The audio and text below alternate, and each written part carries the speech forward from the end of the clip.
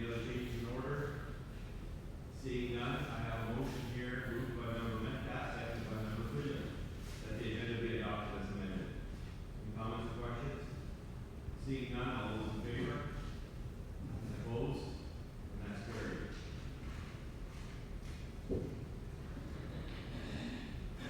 Members, are there any conflicts of interest? Member Freeman?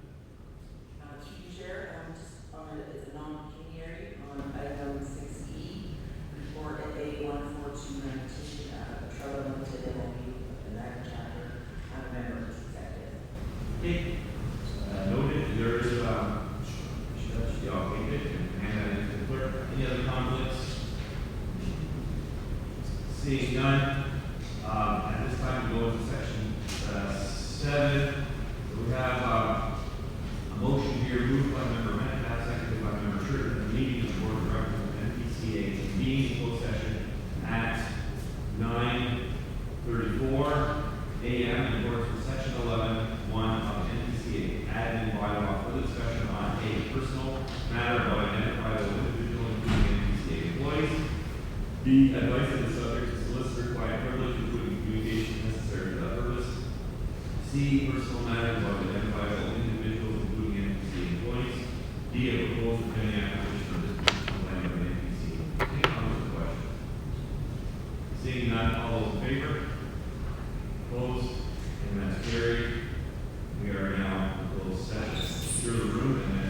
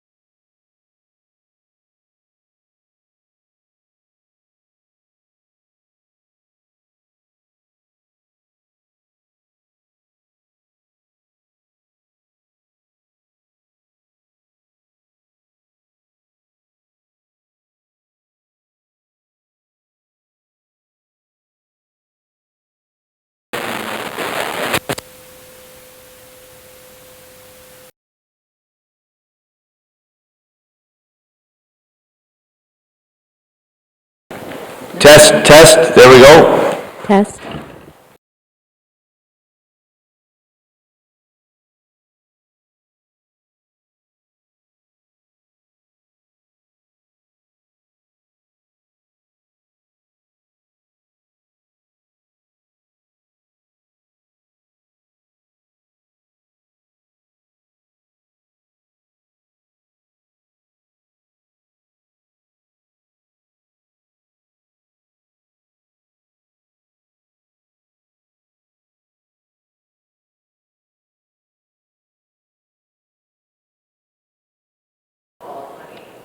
Okay. All right, we're good to go. All right, I have a motion by Member Cridland, seconded by Member Ingrao, that the confidential report FA 115-19 be received to remain private and confidential, and that the board ratifies the agreement affixed as Appendix 1 to confidential report FA 115-19. People understand? Okay. All those in favor? And opposed? And that's carried.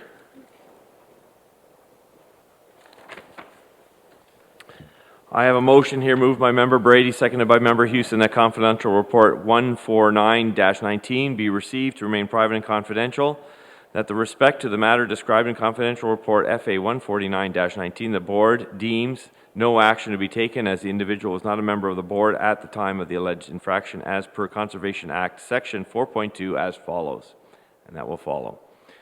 Any comments or questions? Seeing none, all those in favor? Opposed? And that is carried.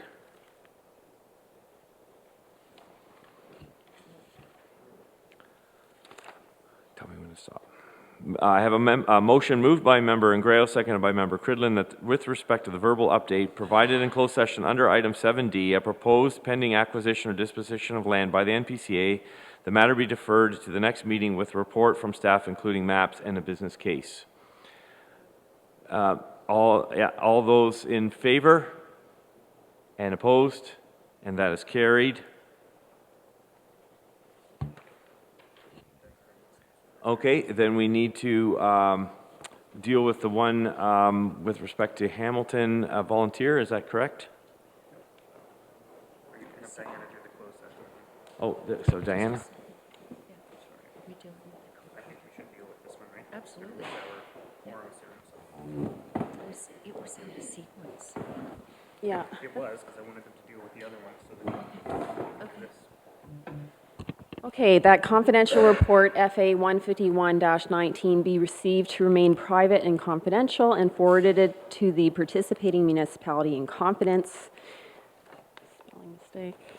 That in respect of the matter described in confidential report number FA 151-19, the board deems a breach to have occurred as per the investigative report, and that the board directs action to be taken in accordance with section 15.4 of the Code of Conduct.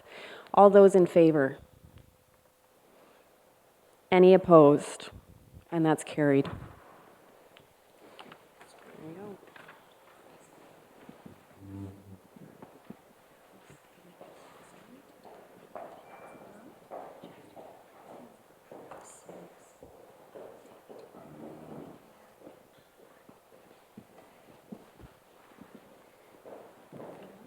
I'm not sure which item they want to move forward. Do you have a number on that one, Member Johnson? Yeah, actually, and if I ask for a vote on this, it would mean changing the agenda, and I don't want to do that. We should have done that at the beginning of the meeting. I didn't know how long this was going to last. All I want to do is make some comments, and hopefully you all get your support when the vote comes up. It's 6B, Report FA 13219, and it's the MOU with the Glenbrook Conservation Club. If you look at a list of these activities, this group of volunteers are involved, you would be blown away. So I want to thank the staff, and Adam Christie being the main component here, for the opportunity to speak with the group and with Adam. Everything is good. The capital budget of the $10,000 that was separated out, it's not in this report, but just to clarify for the record that it's still intact, and the $2,000 per year for the Conservation Club to maintain the trails and to continue with their volunteer work on the Pembroke Conservation Authority be approved. So when that vote comes up, folks, I appreciate your full support. Okay. Then at this time, I'd like to call for a break. Let's take a well-deserved break. It's noon, and we'll reconvene in about 20 minutes. Thank you very much for your work so far.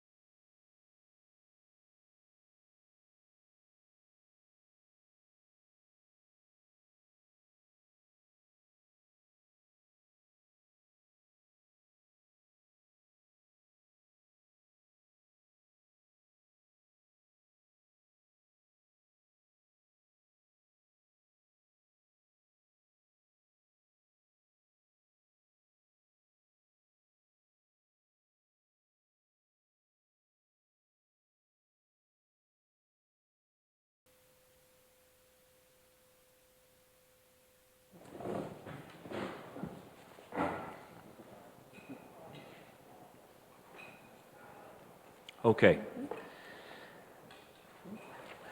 So we're going to move forward. People can keep nibbling away. Thank you to staff for getting some Massimo's pizza. That's always very enjoyable. The next item up are presentations and delegations, and I'm just keep looking furtively at the door to see where Member Leah Fior is. Mr. Chair, if I could make a comment. Oh, there she is. Yep, she has 2 minutes. Yes, go ahead. With regard to the second presentation on the Conservation Authorities Act, we still have a full agenda today, including our capital budget and the levy differential.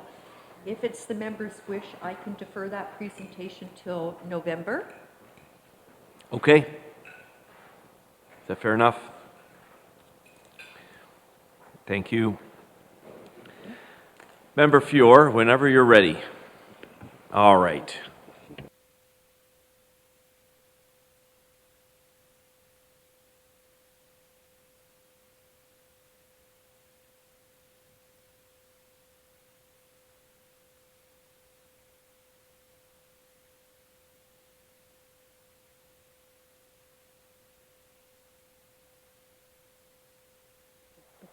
For the PowerPoint.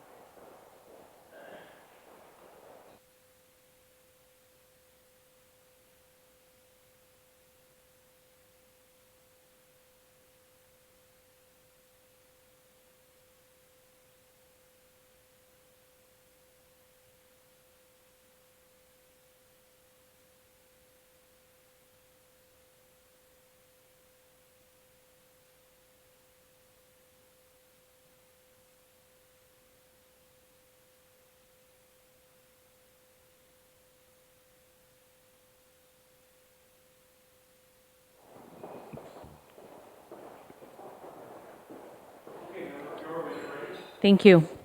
Annie Bouzeau, hello and welcome. Today we would like to acknowledge that the land on which we gather is the traditional territory of the Haudenosaunee, Adirondack, and Anishinaabe peoples. This territory is covered by Treaty 3 of 1792, the Niagara Purchase Treaty 381, the Haldimand Treaty, the Simcoe Patent, Treaty 4 of 1743, and the Treaty of Niagara. We are within the lands protected by the Dish with One Spoon Wampum Agreement between the Haudenosaunee and Anishinaabe peoples. We acknowledge that this gathering place is home to many First Nations, Métis, and Inuit peoples, and remember that we share this land with those who have occupied it since time immemorial. We give thanks for being able to use this space today, and for that we say, Chig Miigwech. Welcome and thank you for the opportunity to present on whether the Niagara Peninsula Conservation Authority should produce a sustainable development report.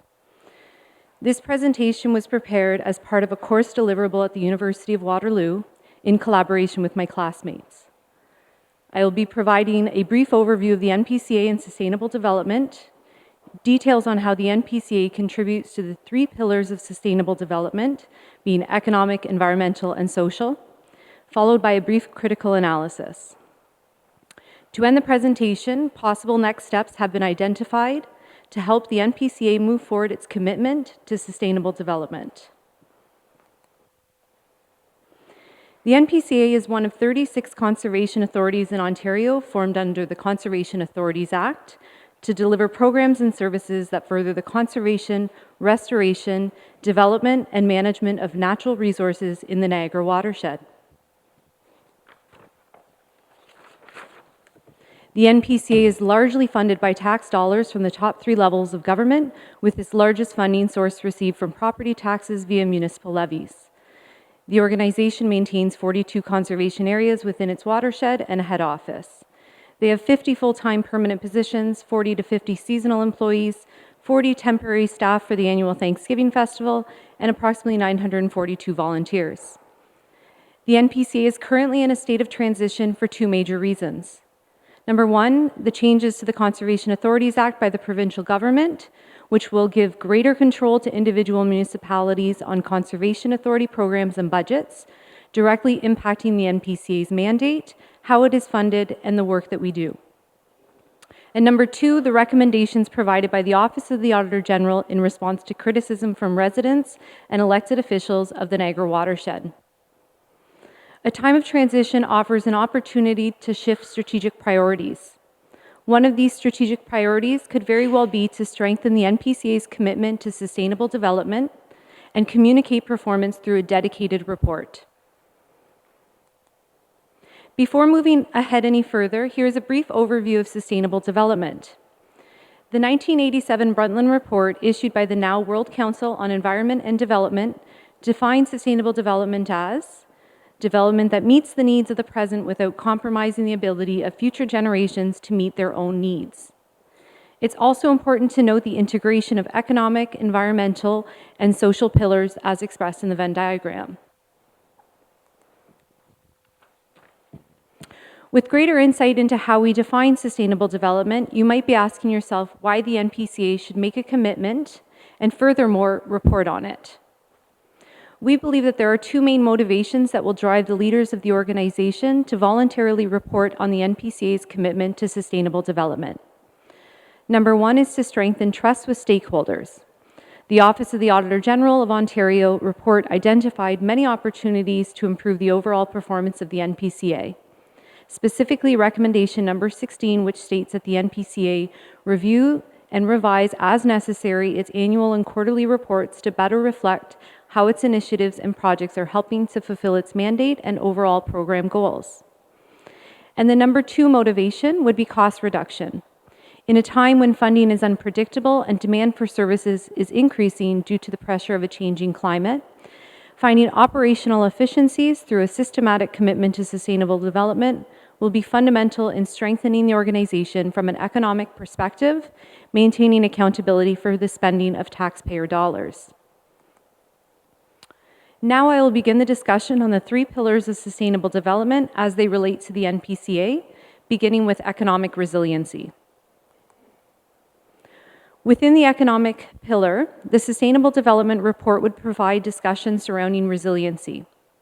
The completion of a Sustainable Development Report, which outlines NPCA's management approach, commitment to fiscal responsibility, operating efficiencies, and transparent financial reporting, would serve as a mechanism to attract investment from external stakeholders. A key partner in this strategy would be the Niagara Peninsula Conservation Foundation, who could use the metrics and findings of a Sustainable Development Report as evidence of return on investment. Within the environmental pillar, the Sustainable Development Report would provide discussion around adaptation and what the NPCA is doing that benefits stakeholders within the region. Three key environmental principles for the NPCA could be water protection, biodiversity, and climate change. The growing threat of climate change requires action that is both adaptive and mitigative, and the NPCA is well positioned to take action that is both external and internal. By conserving natural infrastructure, the flood protection of the urban centers in the region would be increased as stormwater would be more easily absorbed. Additionally, the natural infrastructure conserved and restored by the NPCA reduces erosion in the region. This natural infrastructure also acts as a CO2 sink. Looking more inwardly, the NPCA can quantifiably take steps to reduce emissions generated through their own operations from buildings, infrastructure, and vehicle fleets. The Sustainable Development Report would provide a powerful outlet to contextualize climate change in a manner that stakeholders can understand. At the NPCA, environmental principles are based on a management cycle which includes assessment, planning and management, implementation and permitting, compliance and enforcement, and monitoring.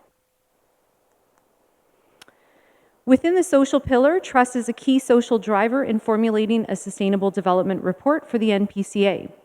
Through reporting on our actions, transparency is further improved for internal staff and external stakeholders. Access to information creates a greater understanding of the NPCA and its mandates. Building on initiatives such as the Oniakara Geopark, engaging with key stakeholders such as the Niagara Regional Native Centre and the Fort Erie Native Friendship Centre will be essential in fostering a strong relationship with the Indigenous communities. Such collaboration and engagement correspond with the United Nations Declaration on Indigenous Peoples regarding conciliation. Finally, trust can be strengthened within our community stakeholders in terms of breaking down the barrier of access to green spaces, both financially and physically, promoting social, economic, and physical inclusion for all. Partnerships have always been a key component for the delivery of programs for the NPCA. Due to changes in the new mandate, partnerships are even more essential. Through leveraging partnerships in education, we can create connections with all levels of academia, as well as investing in future leaders of sustainability. Now on to the initial question. Should the NPCA produce a sustainable development report? We recommend yes. It starts with a sustainability plan, which can be linked to the new strategic plan and ultimately embedded into the business plan and annual work plan.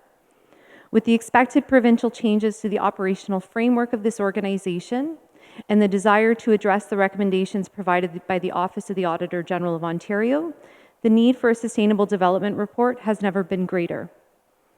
The completion of a sustainable development report provides the NPCA with an opportunity to become a leader among the 36 conservation authorities across the province by outlining its commitment to sustainable development, as well as its economic, social, and environmental performance. There is no question that this initiative will require a cultural shift throughout the organization and will come at a financial cost. There will also need for the commitment of time and resources from the very qualified staff members of the NPCA. At the same time, it'll take the organization down a path where the focus is on building trust with stakeholders and strengthening accountability. These factors, among many other, will attract not only financial investment in new partnerships, but also heighten the profile of the NPCA as an organization with a strong recommendation of being fiscally responsible and one who provides meaningful services to both internal and external stakeholders, all while being a driver of change and advocate for sustainability. Now that we have recommended that you move forward with a sustainable development report, you might be asking yourself, how can the NPCA operationalize their commitment to sustainable development? The first step is to define sustainable development as it pertains to the NPCA with feedback from stakeholders, followed by the establishment of a sustainable development principles under the 3 pillars, which we defined earlier in the presentation as economic resiliency, environmental adaptation, and social trust. From there, the NPCA board would develop a sustainable development policy to formalize the organization's commitment. This policy would include the organization's definition of sustainable development, describe the principles, and state responsibilities and accountability for members of the organization.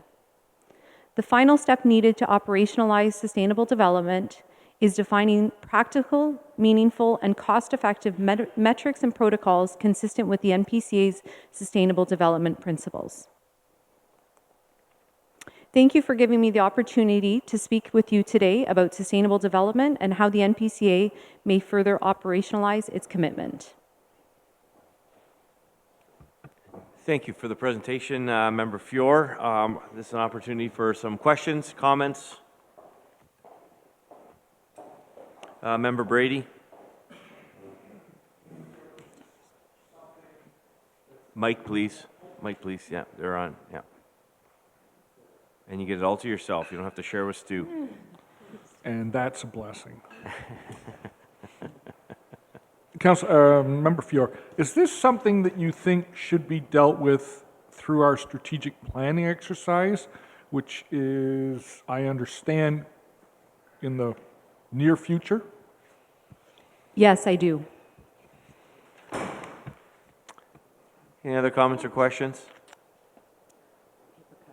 If I could clarify on that for Member Brady, Mr. Chair, sorry, I just got a paper cut here.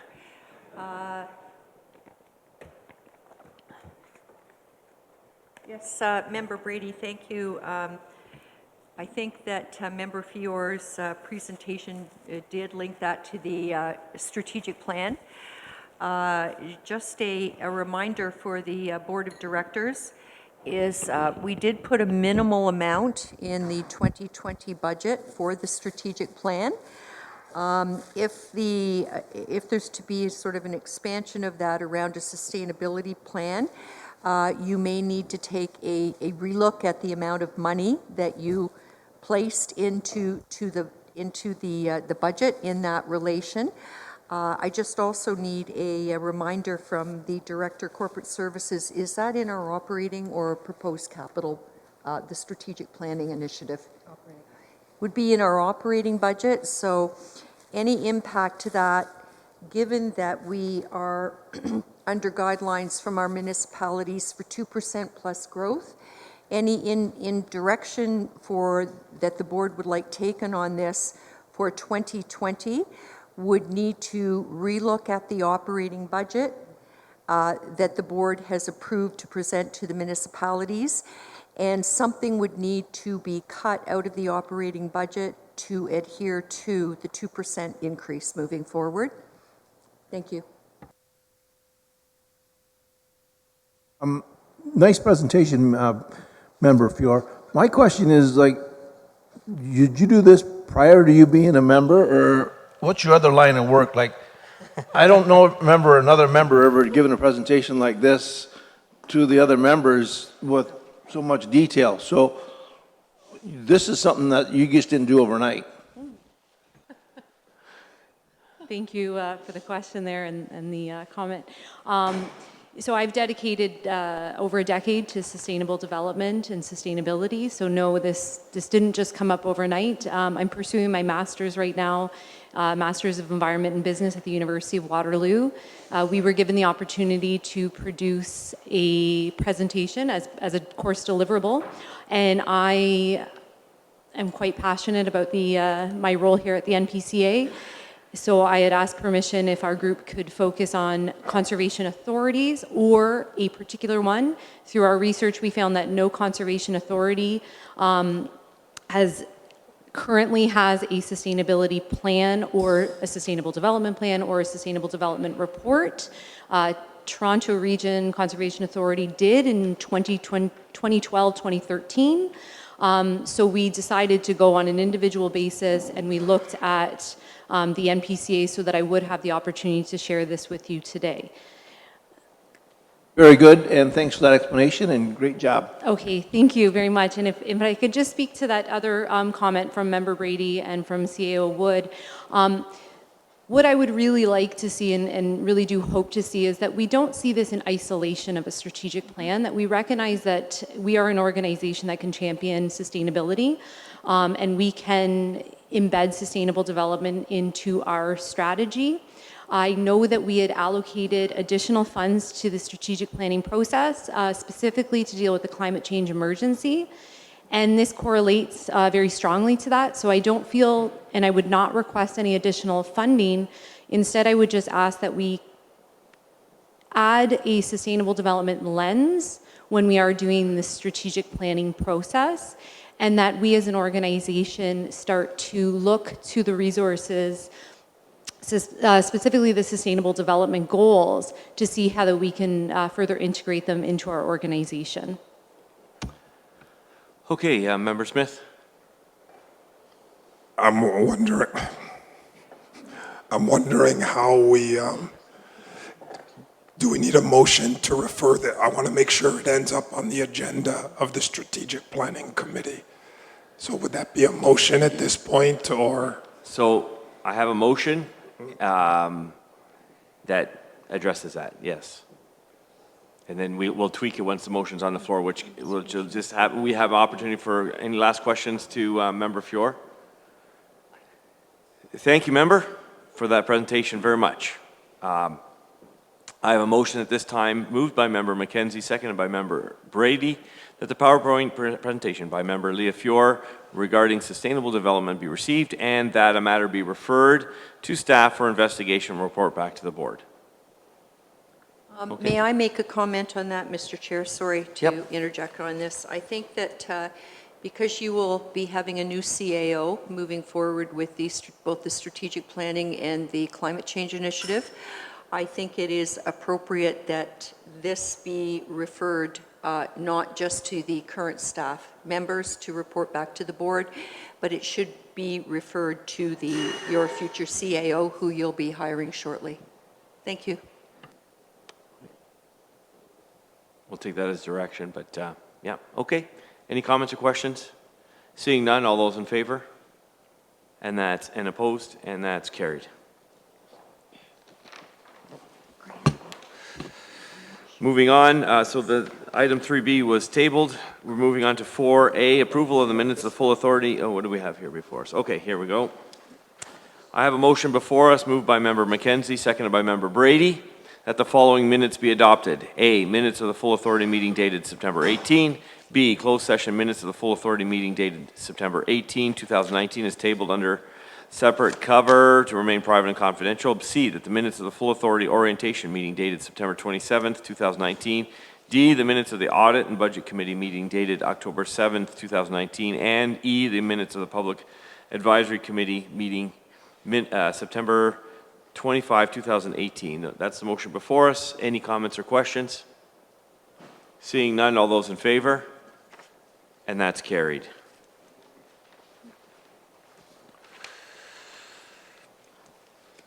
I have some correspondence items here. That the following items of correspondence, this has been moved by Member Cridland, seconded by Member Metcalf, that the following items of correspondence be received for information. Correspondence from the Mining Lands Tribunal dated August 19, 2019, re-appeal against 2017 General Levy Assessment.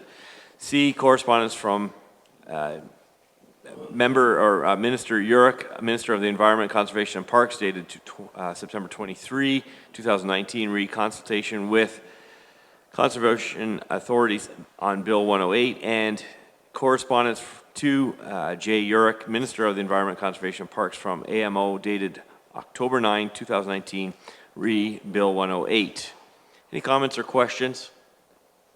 Seeing none, all those in favor? And opposed? And that's carried.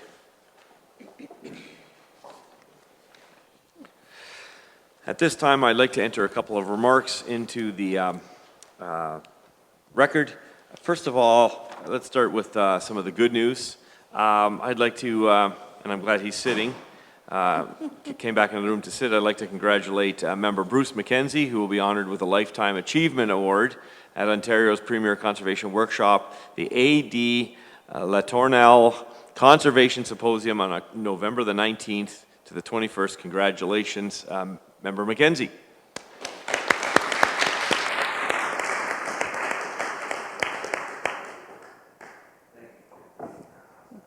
I'd also like to congratulate our CAO, Madam Gail Wood, was elected as the chair of Ontario Land Trust Alliance in October, so this is also a great accomplishment. And congratulations, Madam CAO.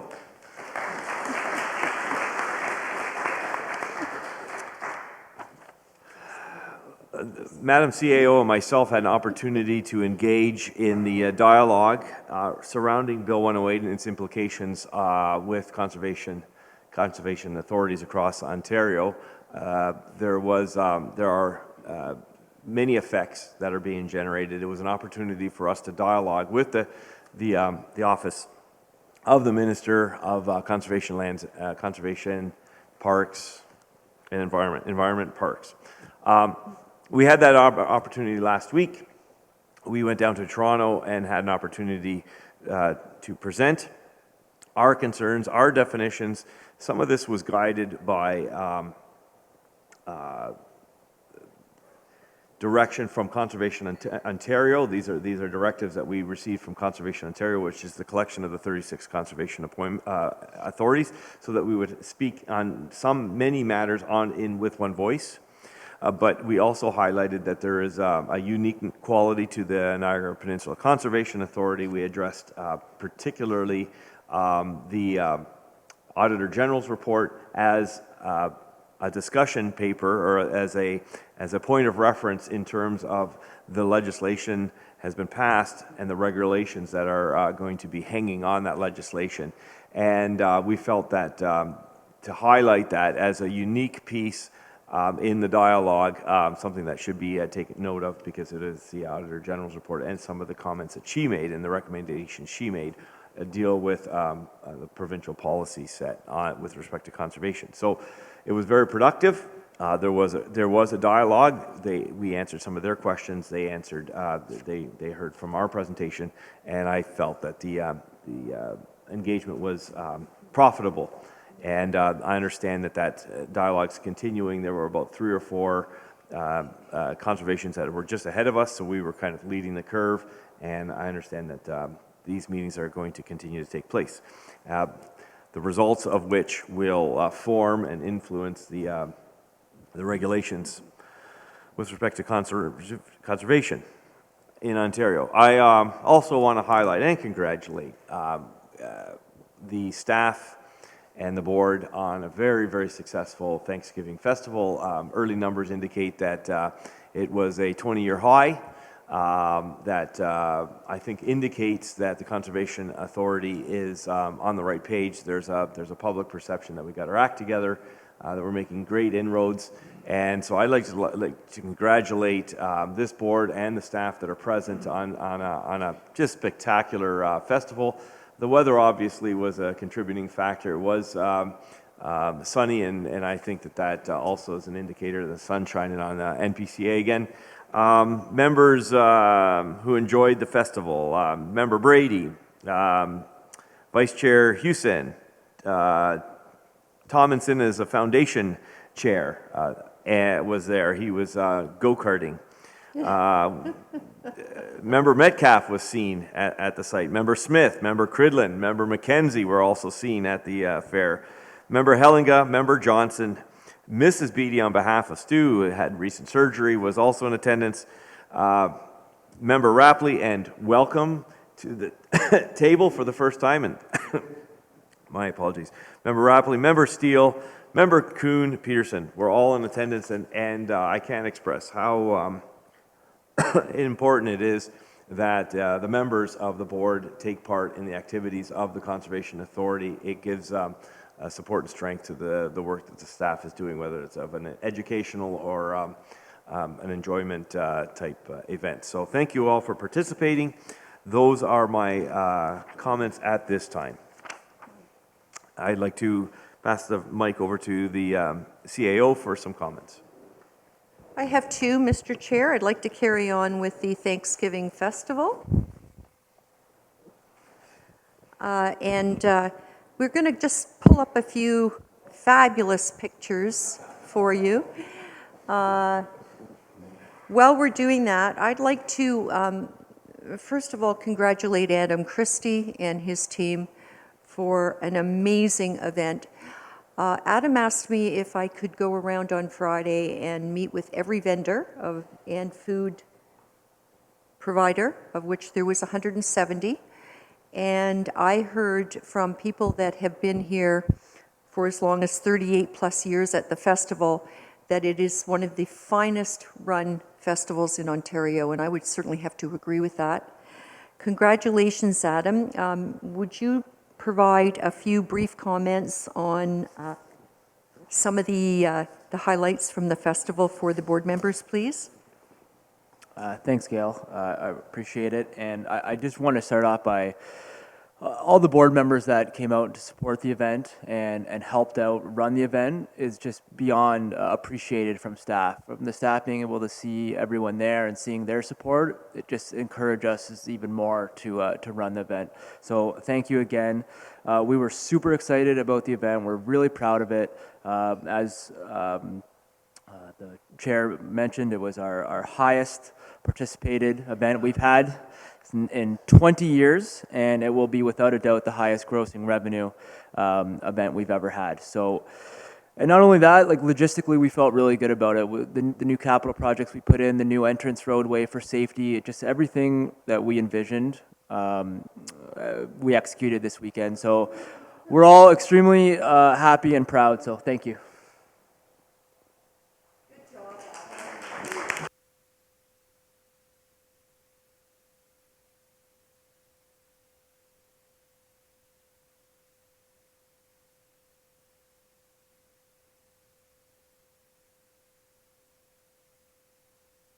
Mr. Chair, that I briefly want to acknowledge is that Darren and Steve Miller and Dave DeLuce have, I think you finished your floodplain open houses, or we still have one or two to go?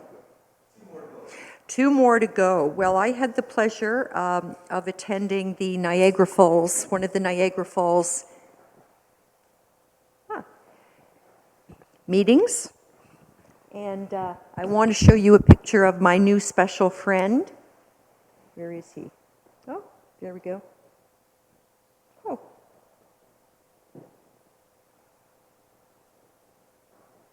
There he is. This is Cecil. Cecil asked Steve Miller, our senior manager of water resources, an important question. He said, I'd like to know, Mr. Miller, when was the last time that the Welland River experienced a 1 in 100-year flood? And then he paused, and then he said, because I'm 93 and I want to know. So Steve answered him extremely well, but I think the most important thing, as Cecil was walking out of the open house, he said to me, you know, when I came here, I was a little bit concerned, but the staff have answered all of my questions, and I feel so much more comfortable now. So Steve and Darren and Dave, thank you. I'd also like to acknowledge Member Cridland, who has been at both open houses thus far and will probably be able to give the presentation pretty soon. So thank you, Member Cridland, for that. Thank you very much. All right, I have a motion before us. It's moved by Member Cridland. It has no seconder as of yet, but that the following reports be received for information. Report FA 128-19 regarding watershed management status Q3 report. B, report number FA 31-19 re-land Q3. Report FA 33 regarding capital projects Q3. Report FA 135-19 regarding integrated watershed planning and information management Q3. E, report FA 138-19 re-October update AG recommendations. F, report FA 139 regarding response to questions raised at the board orientation session. G, report FA 141-19 regarding communications, community outreach, and volunteers 2019 Q3 report, and report FA 143 regarding media coverage and communications update report September 2019. Can I get a seconder? Member Steele. Any comments or questions? Seeing none, all those in favor? Opposed? And that's carried. I have a motion moved by Member Metcalf, doesn't have a seconder yet, that report FA 114-19 respecting levy differential reserve payout be received for information, and that the MPC reserve entitled Niagara Levy Differential identified in Appendix 1 of the report FA 114-19 be returned to the taxpayers of the watershed via the NPCA municipal partners. Can I get a seconder for this one? Member Woodhouse. Any comments or questions? Seeing none, all those in favor? Opposed? And that's carried. Yes. We have 20. Do we have 21 members or 18? We have 21 members. So we just lost quorum then. We're down to 10. No. 1, 2. Mr. Brady gets left. 4, 5, 6, got 11? 7, 8, 9. Okay, 10. We have 11 members. okay, we're good. Nobody else can go to the washroom. Okay.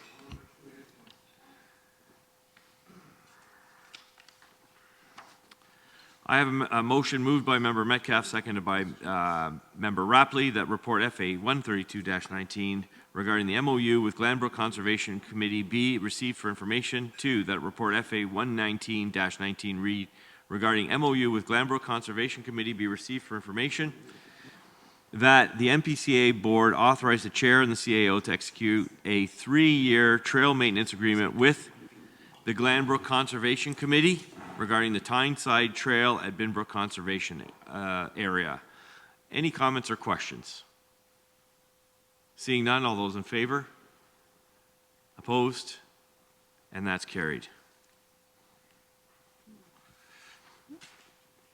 I have a motion here moved by Member Cridlin, seconded by Member Metcalf, that report FA 134-18 regarding 2019 restoration projects approved for October be received, that the approved restoration program for 2019 projects and associated grant estimates identified in Appendix 2 of report FA 134-19 management approved restoration projects list September 2019 be approved.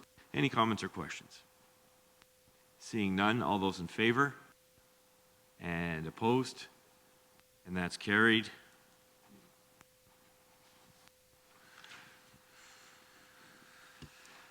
I have a motion moved by Member Metcalf, seconded by Member Cridlin, that report FA 137-19 re. Board appointments to committees be received.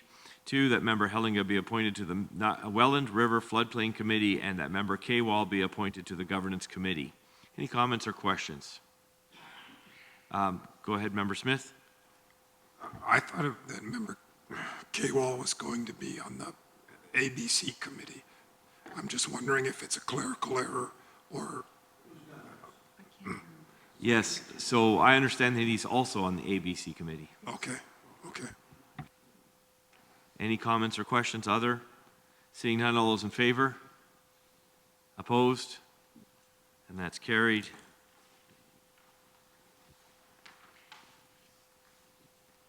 What's that? Next is Trout Unlimited, yes. We don't have quorum? What's the matter? Oh, She's declared a conflict of interest on this one. okay. Okay, so we're just going to... Member Cridlin, come on in.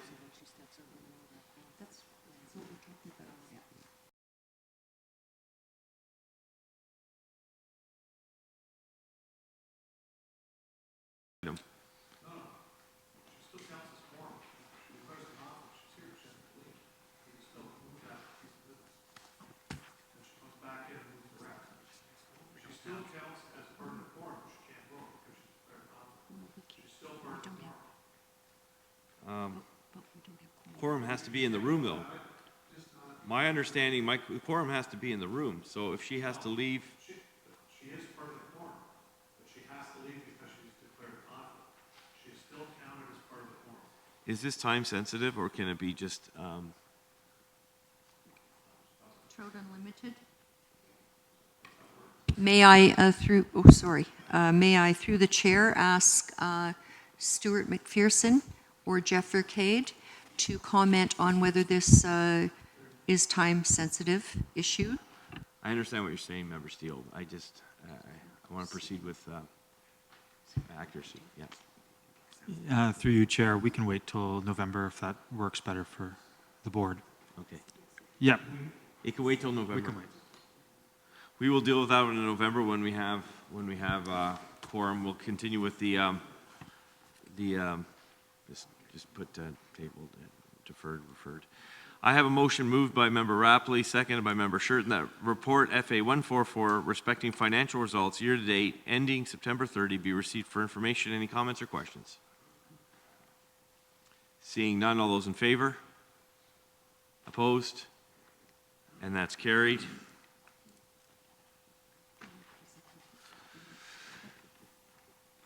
At this point, we have a PowerPoint presentation by Director of Corporate Services, Lise Gagnon.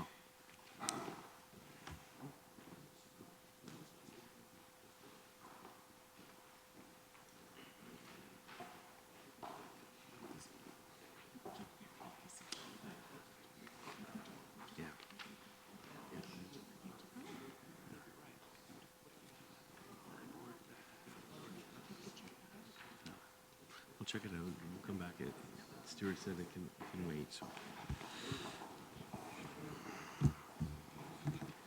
When you're ready. All right, good afternoon, folks. A copy of the presentation is included in your package that was dropped off during the lunch break in order to allow you to follow. Sometimes the legibility of the numbers is questionable, so this way you can follow the presentation as we move forward.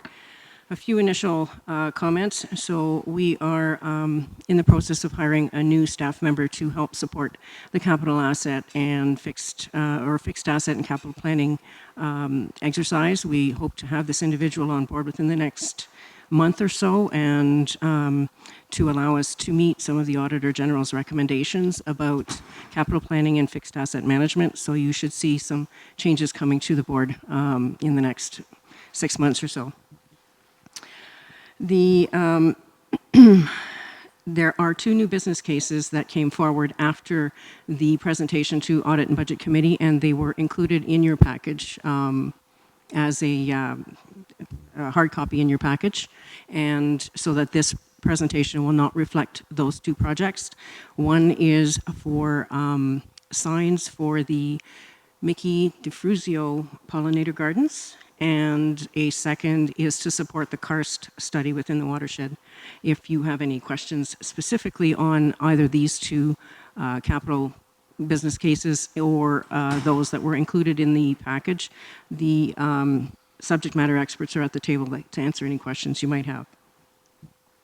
New for 2020 is that of shared resources. So business cases where the benefit is to all municipalities within the watershed, and I would suggest that the new phone system at headquarters would be a good example of that, have been allocated to each municipality as a special levy in keeping with the levy apportionment for the regular levy, so that everybody shares in the costs of those types of projects. We are also proposing for 2020 to start tracking completion rate, so that in your package as well is a legal size document that will outline, or that outlines rather, each of the projects we are bringing forward for consideration, as well as which a month that we are proposing to be complete, so that we can actually report to the board on a regular basis as we make our way through the capital projects. So this is a high-level overview. I would encourage any questions as we work our way through it. So this is the timeline for the capital budget process. So, pardon me for a moment while I get organized.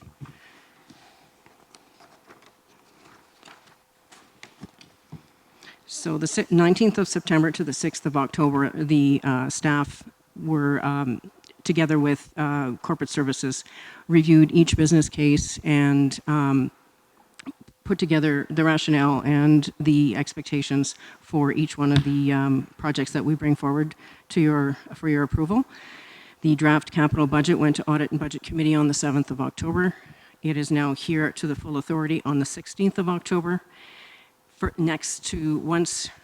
Assuming that the projects are approved, we will then be taking this forward for consultation with our municipal partners. The Niagara date has needed to be rescheduled, so it is still pending. The consultation with the Hamilton is scheduled for the 21st of October, and Haldimand is still pending. So between November 2019 and January 2020 will be presentations to municipal councils for both operating and capital budgets.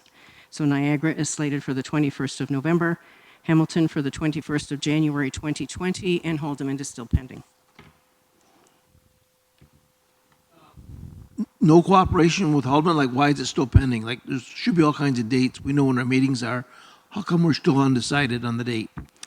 I've reached out to the treasurer on several occasions to ask if, to request a meeting date, and she has yet to respond.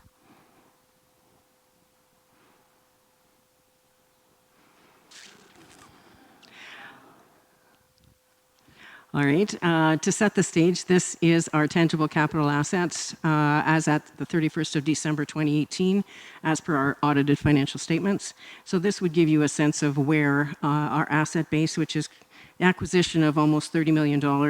We've got accumulated depreciation life to date of almost $3 million, and a net book value of $20,145,000.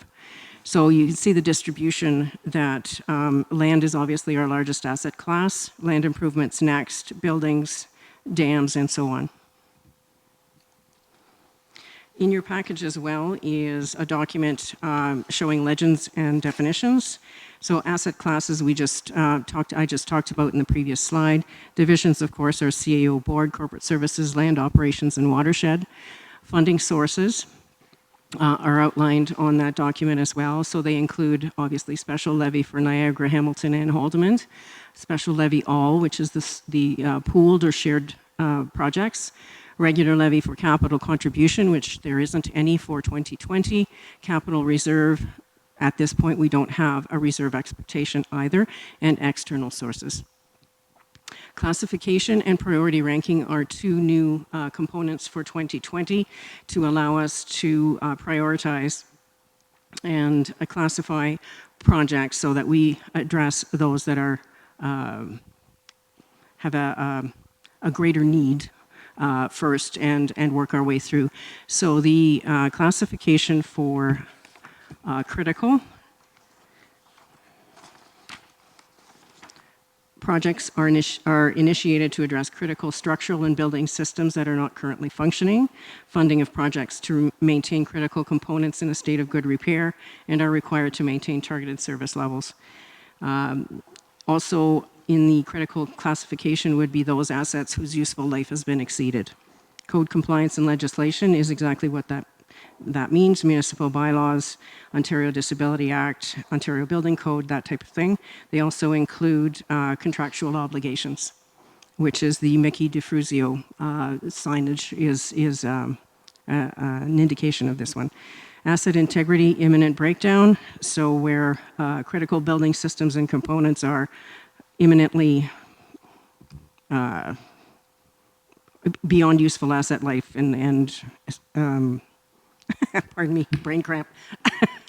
To avoid projects in this category are initiated to avoid disruption to program delivery and maintain occupancy, reduce expensive emergency repairs, cut undue costs, and reduce losses. Proactive replacement of assets to recognize future funding requirements and lessen exposure to future hazards and breakdown. Operational efficiency is self-explanatory. Strategic initiatives include those revenue-generating activities with a positive ROI, and provide for service enhancements that include current service levels, or that increase, rather, current service levels. Priority rankings 1 to 5, with 5 being the highest priority. These are capital disbursements to give you a sense of the history between 2015 and 2019. I would caution you that these projects or these totals are projects that are completed and brought into the asset base and are not correlated to budget. So taking the $3.777 million project envelope plus the two that new projects, which total $75,000. So this is by division. The CAO Board and Administration now has 2 projects for $35,000. Corporate Services 9, $454,000. Land Operations is the largest, 15 projects for $2.9 million, and Watershed for $390 plus $75. Capital budget by priority. Priorities 5, 4, and 3 obviously are listed there within the divisions. Capital by funding source. So Niagara, this includes the shared, the redistribution of the shared projects is down below in the second box. The first one indicates by funding source. So Niagara, of the 3.777 million, Niagara represents 1.295, Hamilton 1.81, and shared of 672,000. That 672 is further broken down below in keeping with the regular levy apportionment, and you can see the distributions in through here. capital budget by classifications. So 2 critical projects totaling 1.535 million, and one of those is the septic system at Binbrook. Code compliance and legislation, 265,000. Asset integrity imminent breakdown, 282,000. Asset integrity proactive replacement, 431. Operational efficiency, 446, and strategic initiatives of 818. By asset class, largest is land improvements, and septic would fall into that category. Buildings, water control structures, gauge stations, and equipment. Now, each division, I've summarized the projects for each slide, so if you have specific questions, now would be on specific projects, now would be a good time to ask. This is the multimedia equipment for the communications department within the CAO board and admin, and the signage for the pollinator gardens will fall into this as well. Corporate services, this is the financial piece, as well as information management and integrated watershed planning. So the first document, or the first project there, asset management capital planning program, is software to support the fixed asset and capital planning. So that's 30 grand. Data center cyclical server refresh, annual PC replacements, office network backup, phone system for headquarters, ortho imagery acquisition, natural areas ELC mapping update, Balls Falls internet improvement in infrastructure, and board microphones for a total of 454,500. Thank you. The question I have in relationship to the priority ranking from the various departments, I note in your report, and just kind of jumping ahead of you here a bit in some of the other departments, that there's various, priority rankings, but there's no 1 and 2s, they're all 3, 4, and 5s, which I understand. But my question then is, how do you separate and which ones are go, no go in terms of recommending approval over other departments? Is there a process in place to look at the total amount and then prioritize from there, or how does that work?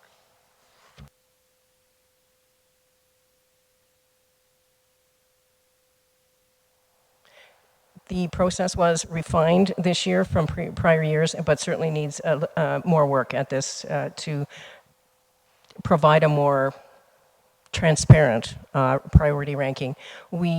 When we got together to work through these projects, we looked at, so for example, our most critical project is the septic system at Binbrook, and that trumps all other projects.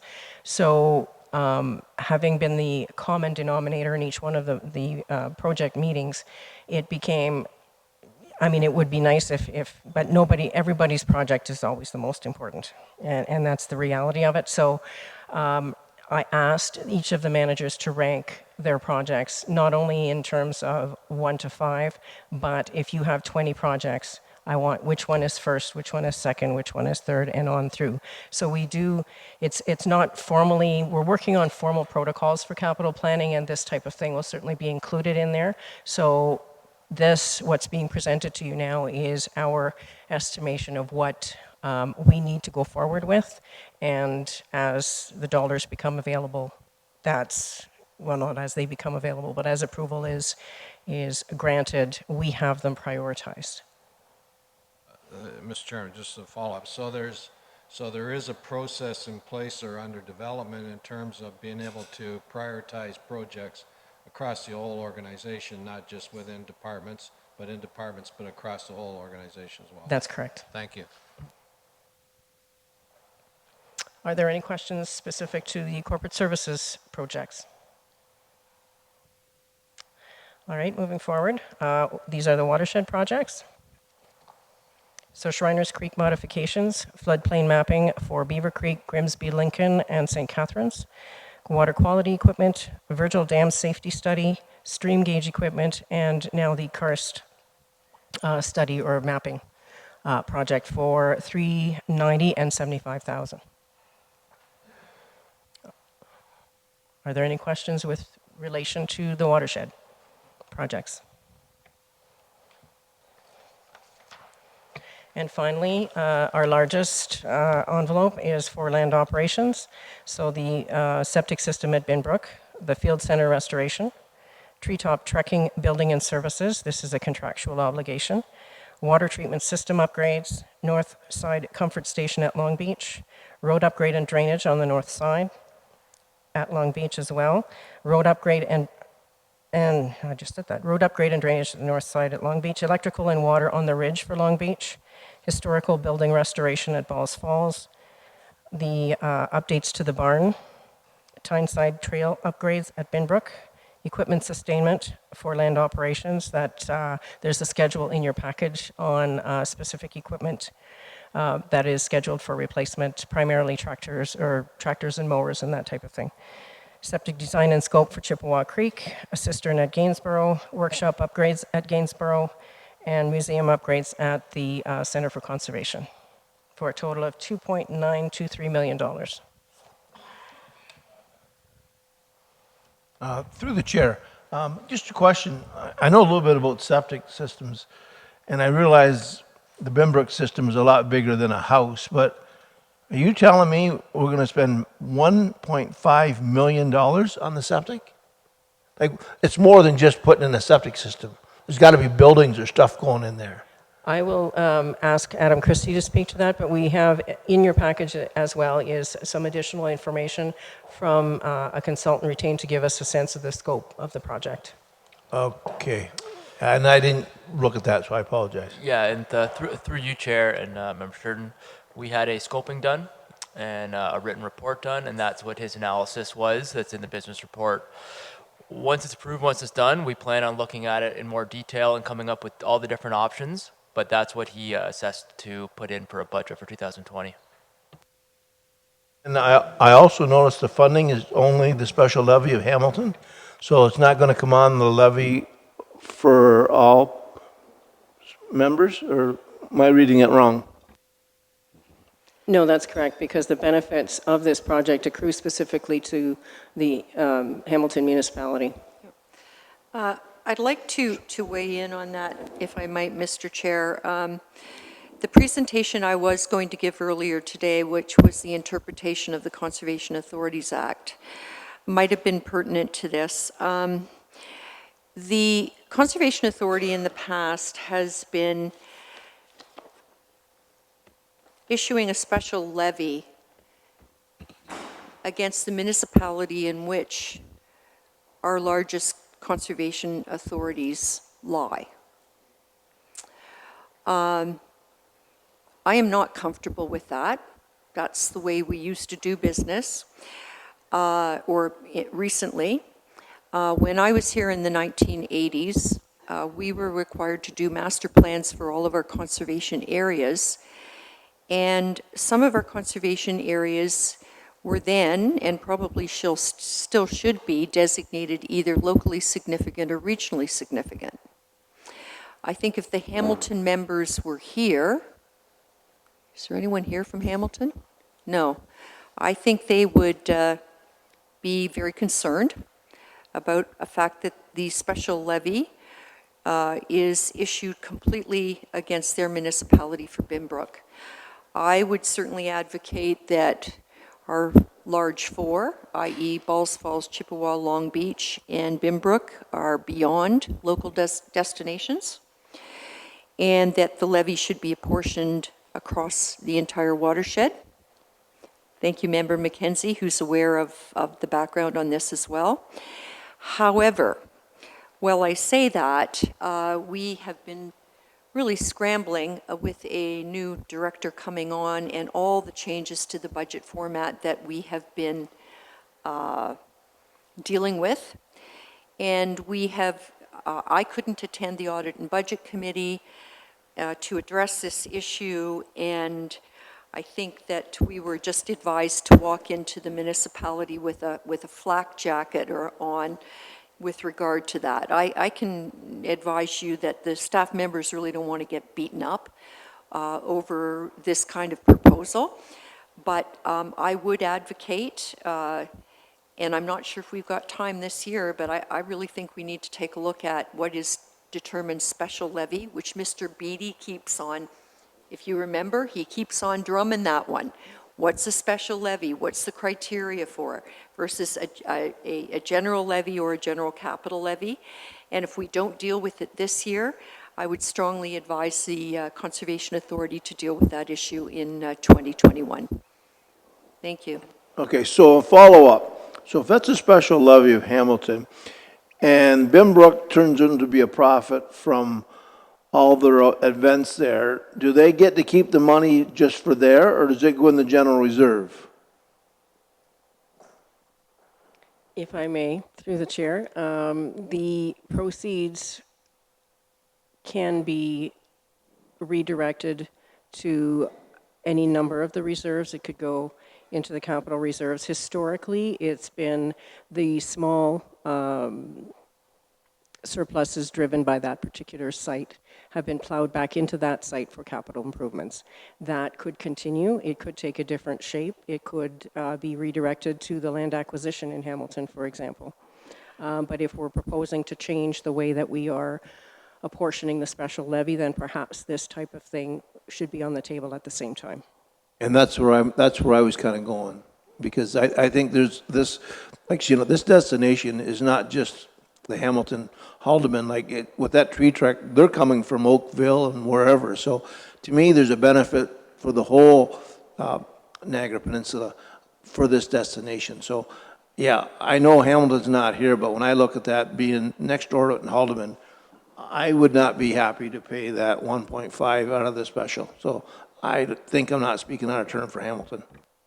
Mr. Chair, again, I'm sorry if I've caught the staff off guard by making this comment, and I'm sure I have. As I said, I couldn't attend the Audit and Budget Committee on this. We are well into having to present this to our municipalities for this year, and have really, with the various changes in the board, et cetera, and brand new staff, have really not had an opportunity to really think this through. In my opinion, we have to present to Regional Council of Niagara on the 21st. And I think it's going to be very challenging for staff, and particularly in relation with the Hamilton budget to walk in with a $1.5 million capital. But I'm not certain with the full steam ahead that we're dealing with at this point in time, we have the opportunity to adjust the way that we've been doing this budgeting for the last many years.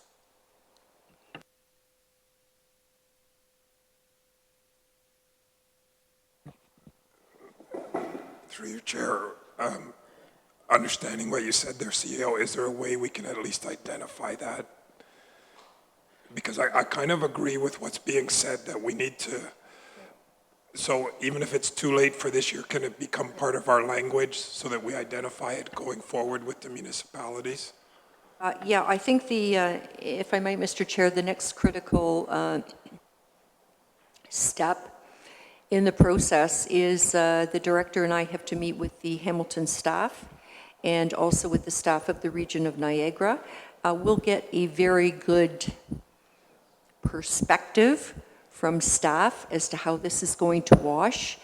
The staff also know, this is quite important, that we cannot deal with Bill 108 because the regulations simply are not out, and that budgeting could change very dramatically for 2021 depending on what the regulations bring forward in terms of mandated and non-mandated programs as part of Bill 108. So I think that it is probably prudent for us to carry on this year and make some very substantial changes next year as it relates to assignment of levy on capital projects and also levy on mandated programs as designated under Bill 108. Go ahead. Actually, that concludes my presentation. Excellent. Beautiful. Okay, so then we're going to open up the floor to some questions for the director. Manager. No, director. Director. Yeah. Any comments or questions? Member McKenzie.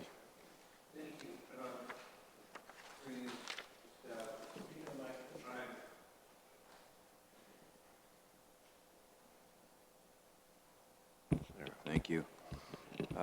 Through you, Chair, to the staff.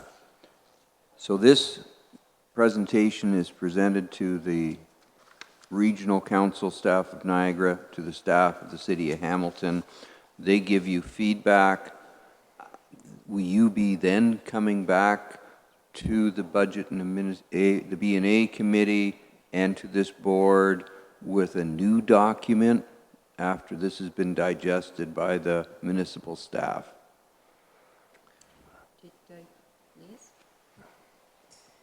Through you, Mr. Chair, my understanding is that both the operating and capital budgets will come back to both bodies once the municipal consultations are complete. Thank you.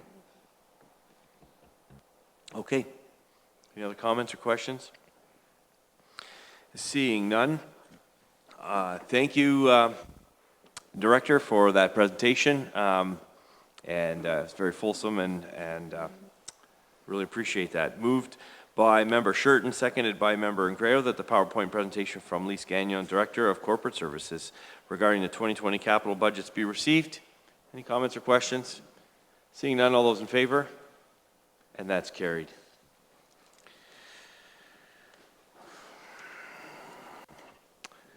Okay, and then just to clean up a housekeeping item, moved by Member Shurton, seconded by Member Cridlin, that the list of projects identified in report FA 145-19 re 2020 capital budgets be amended as follows, and they were mentioned at the outside: the addition of signage for the pollinator gardens and the addition of karst mapping project funding. Any comments or questions? Seeing none, all those in favor? Opposed? And that's carried. I have a motion here, moved by Member Cridlin, seconded by Member Shurton, that report FA 145-19 regarding 2020 NPCA capital budget as amended be approved for discussion with participating municipal staff. 2, that the NPCA staff report the results of the discussion with participating municipal staff to the November 20 Board of Directors meeting, and that addresses your question there, Member McKenzie. Any comments or questions on this? Member Shurton. So, just going to take the approach that Hamilton's not impressed after this presentation to Hamilton. Do we have the ability to change where the funding's from, or this year going forward is too late? So I wouldn't mind someone to speak on that. If I may, through you, Mr. Chair, yes, certainly at this juncture, the projects have been approved by this board, and we are moving forward with consultations with the various municipalities. The funding mechanism for the projects is under discussion. I mean, everything from, I was asked at the Audit and Budget Committee about the potential for debt financing, and that is certainly an option and might indeed be more palatable for some municipalities because the year-over-year hit is not nearly as significant. That being said, carrying debt is not usually the best way to go, certainly, but I mean, there are some critical, like the septic system is in critical need, you know, and so, yeah. Right, so consequently, all the options are on the table for discussion at this point and would be quantified and brought forward to this committee for, or to the committee and to the full authority for discussion going forward. Thanks for that update. Okay, any other comments or questions? Seeing none, all those in favor and opposed, and that's carried.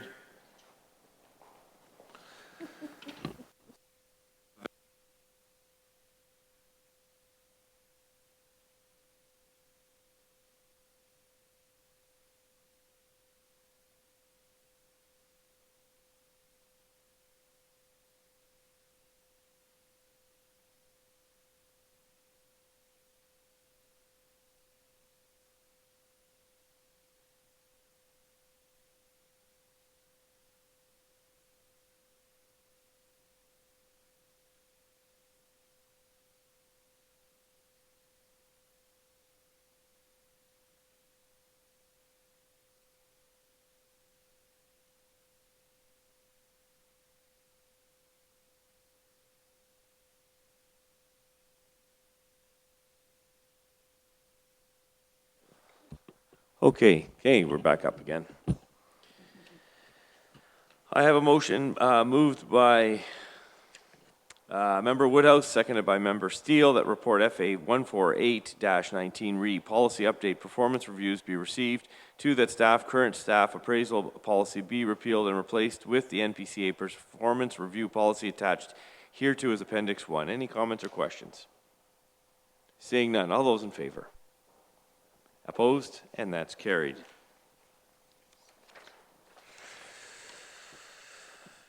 Ladies and gentlemen, I have a motion. Oh, I don't yet. Are there any notices of motion? Member Smith. I'd like to put forward a notice of motion for next meeting on whistleblower protection policy. Thank you, NPCA. thank you, Mr. Chair, pardon me, through to Member Smith. The whistleblower policy is done in draft. It is being forwarded to the Governance Committee on October the 22nd for consideration, and the Governance Committee will provide a recommendation to the Board of Directors in November. I hope that's adequate. Yep. I withdraw that notice of motion. Okay, perfect. Ahead of you already. Any other notice of motions? Any other items of new business? Member Metcalf.